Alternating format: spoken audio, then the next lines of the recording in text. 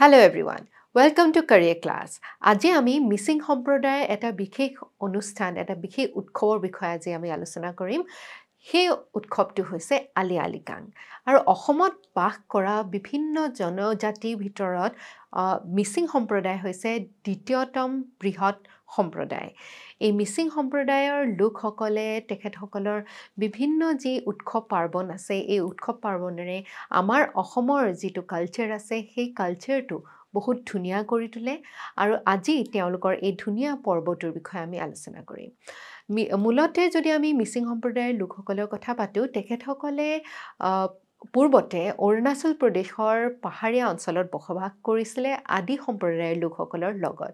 পিছত তেওঁলোকে ত্ৰয়োদশ শতিকাৰ পিছৰ অংশৰ ফালে আমাৰ অসমৰ ভৈয়ামৰ ফালে তেওঁলোকে আহে আৰু বৰ্তমান ধেমাজি, লখিমপুৰ, যোৰহাট, শিৱসাগৰ, গোলাঘাট, তিনিচুকীয়া, শোণিতপুৰ, মাজুলী, চৰাইদেউ আদি বিভিন্ন উজনি অসমৰ যি জিলাসমূহ আছে তাতে বাস কৰা দেখিবলৈ পাওঁ। আৰু এই মিচিং সম্প্ৰদায়ৰ পৰম্পৰাগত যদি উৎসৱসমূহৰ কথা পাতোঁ, তেনেহ'লে আলি আই লৃগাং আৰু পৰাগ হৈছে দুটা বিশেষ উৎসৱ। এই দুয়োটাই কৃষি কাৰ্যৰ লগত বিশেষভাৱে জড়িত হৈ আছে আৰু আলি আই লৃগাঙৰ বিশেষভাৱে আহু ধান খেতি যেতিয়া আৰম্ভ কৰে তাৰ লগে লগে পালন কৰা হয়। আৰু ফাগুন মাহৰ প্ৰথমটো বুধবাৰে এই উৎসৱটো পালন কৰাৰ বাবে ধাৰ্য কৰা হয়। যিহেতু আজি ফাগুন মাহৰ প্ৰথমটো বুধবাৰ, আজিৰ দিনতে আলি আই লৃগাং বহুত ধুমধামেৰে গোটেই সমগ্ৰ অসমতে আমি পালন কৰা দেখিবলৈ পাওঁ।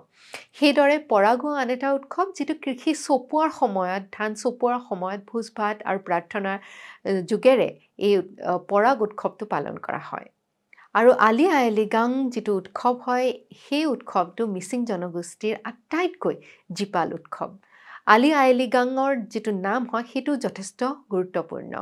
আলি মানে হৈছে শিপা আৰু বীজ, আই মানে ফুল আৰু লৃগাং মানে হৈছে বীজ সিঁচা। সেইবাবে এই পবিত্ৰ দিনটোত বীজ সিঁচাৰ আৰম্ভণি হিচাপে এই উৎসৱ পালন কৰা হয়। আৰু অসমত সেইবাবে প্ৰতি বছৰে গিমুৰ পলো বা ফেব্ৰুৱাৰী মাহৰ যিটো প্ৰথমটো বুধবাৰ হৈছে, সেই বুধবাৰে এই আলি আই লৃগাং ধুনীয়াকৈ অনুষ্ঠিত কৰা হয়। এই উৎসৱত পুৰুষ আৰু মহিলা, সৰু কণ কণ ল'ৰা ছোৱালী সকলোৱে একত্ৰিত হৈ ধুনীয়াকৈ পালন কৰে। এই উৎসৱ উদযাপন কৰিবৰ বাবে পুৰুষসকলে ধুনীয়াকৈ বগা ধুতি বা উগন পৰিধান কৰে, লগতে শ্বাৰ্ট বা গালুক পৰিধান কৰি আহে। আৰু মহিলাসকলেও তেনেদৰে ধুনীয়া ৰঙৰ মিশ্ৰণেৰে গঢ়া বা তৈয়াৰ কৰা মেখেলা চাদৰ, লগতে ৰিবিগাচেং আৰু গেৰো ব্যৱহাৰ কৰে। এই উৎসৱত বয়সৰ নিৰ্বিশেষে সৰু ডাঙৰ সকলোৱে একেলগে আহি গীত সংগীত একেলগে গাই নাচি উপভোগ কৰে আৰু জীৱনৰ দুখ কষ্ট সকলোবোৰ পাহৰি এই কেইদিনত তেওঁলোকে জীৱনটোক উদযাপন কৰে। এই উৎসৱৰ যদি মেন্যুৰ কথা পাতোঁ, মানে কি মানুহে ইয়াত খায়, তেনেহ'লে পৰ আপঙৰ কথা কিন্তু নিশ্চয়কৈ ক'ব লাগিব। পৰ আপং হৈছে চাউলেৰে তৈয়াৰ কৰা এটা বিশেষ বিয়েৰ। তাৰ লগতে শুকান মাছ, গাহৰিৰ মাংস আদি বিভিন্ন ব্যঞ্জনেৰে এই উৎসৱটো তেখেতসকলে একেলগে পালন কৰে। আমি জানো যে অসমখন বিভিন্ন জাতি জনগোষ্ঠীৰে পৰিপূৰ্ণ বাৰেৰহণীয়া সংস্কৃতিৰ এখন ৰাজ্য। এই ৰাজ্যলৈ মিচিংসকলৰো অৱদান অতুলনীয়। অতীজৰে পৰা লোকসাহিত্যৰ ক্ষেত্ৰখনত হওক বা আমাৰ কলা সংস্কৃতিৰ ক্ষেত্ৰতেই হওক, মিচিংসকলে বহুত অৰিহণা আমাৰ বৃহত্তৰ অসমীয়া জাতিটো গঠন কৰাৰ বাবে আগবঢ়াইছে। সেইবাবে আজিৰ এই পবিত্ৰ আলি আই লৃগাঙৰ বিশেষ দিনটোত মিচিং বাই ভনী আৰু আমাৰ সহোদৰ সকলোকে আমি হিয়া ভৰা ওলগ জনাইছোঁ।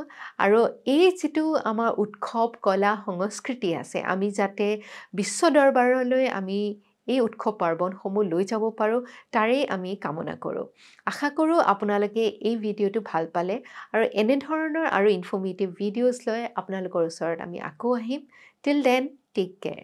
ধন্যবাদ।